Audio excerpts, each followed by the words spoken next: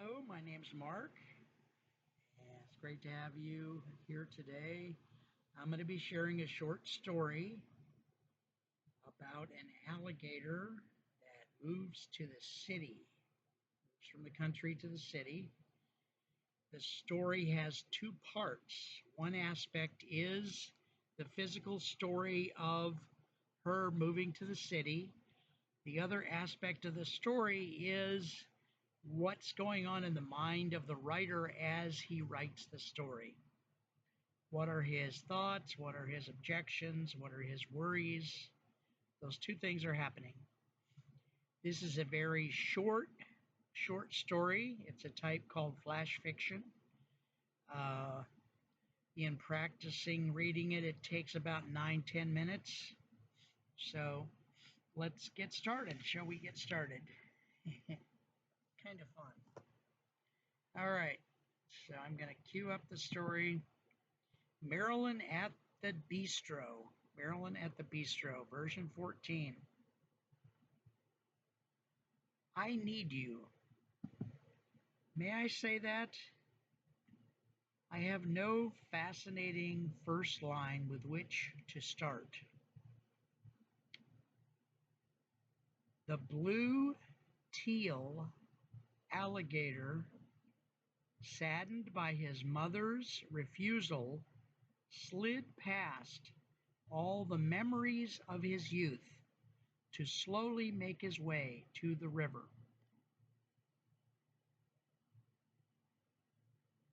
My sleep has been atrocious lately. For a mentally ill person, an ongoing absence of sleep, or even an absence of the proper amount of sleep, can be truly dangerous. Slid past what? The community of marsh grass where he once kissed Mary Lou, the very same Mary Lou who later changed her name to Sunrise and then floated off to the big city only to become a lady of the evening. Sunrise, the woman, not the event, did summon the power, the wherewithal to pull out of her trauma, her humble beginnings, and, as they say, she made something of herself. My stomach hurts to the point of queasiness, hurts enough to be disturbing my mental processes, and so it begins, the breakdown of human psyche. Don't be afraid for me. I am attempting to write a short story about the young alligator named Sunrise and her travails in the big city.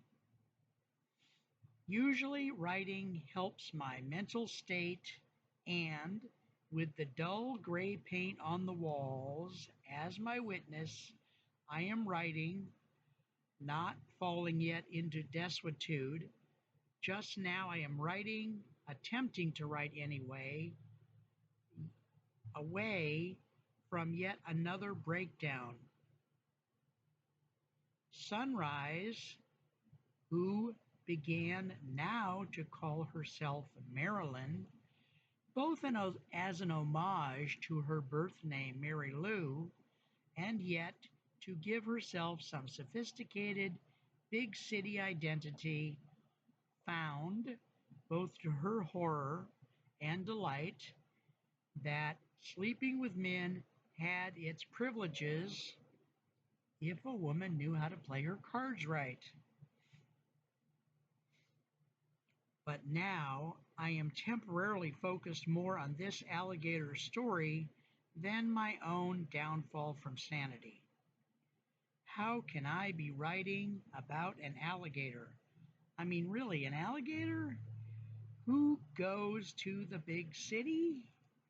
And how dare I present not only a trope of country woman goes to the big city, let alone, is my story sexist in any way? I worry about being sexist these days, often, more than often. The turn came the night Marilyn was having a fancy dinner with her client Ambrose, a ridiculous yet powerful man, a calm yet highly nervous man who, even to this day, was unable to glue together a personal relationship of any kind to save his soul. But he is a master at business.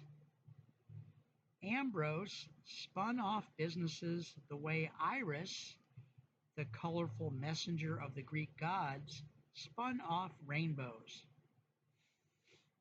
He even pretended to deeply care about his associates. By then, Marilyn was 3 years into taking classes at Quadruped University in nearby Billings, Montana. Yes, she was the only alligator in her class, which made her even more keen to crawl to the top of the social ladder. "I love you," Ambrose finally said, his face fiercely focused on the escargot, his fingers restlessly playing with each shell. "I want you to myself, whatever it takes. I don't care what it takes. I only care about you." Marilyn thought to herself, he does not actually want me like that to himself for love, but rather he is worried about catching something from the other tricks. He is worried about me telling any of his business secrets to the other clients. Marilyn decided to call his bluff. "Okay," she said dryly, "you get me a nice apartment, a monthly income of, say, $4,000 a month, and set me up in a fun business that can't fail, say my own vintage clothing store just off the main drag." This story is getting worse, not better. I thought I was writing myself away from this trope, but it's 6 o'clock in the morning. I've been working on this damn thing for 3.5 hours. Besides, this was supposed to be a piece of flash fiction, less than 1,000 words. I'm probably getting close. Okay, so far I have about 650 words, not counting the endnotes. What do I do? Ambrose's collarbone twitched as he listened to Marilyn's comments, her idea of what the arrangement might look like. He knew what that meant.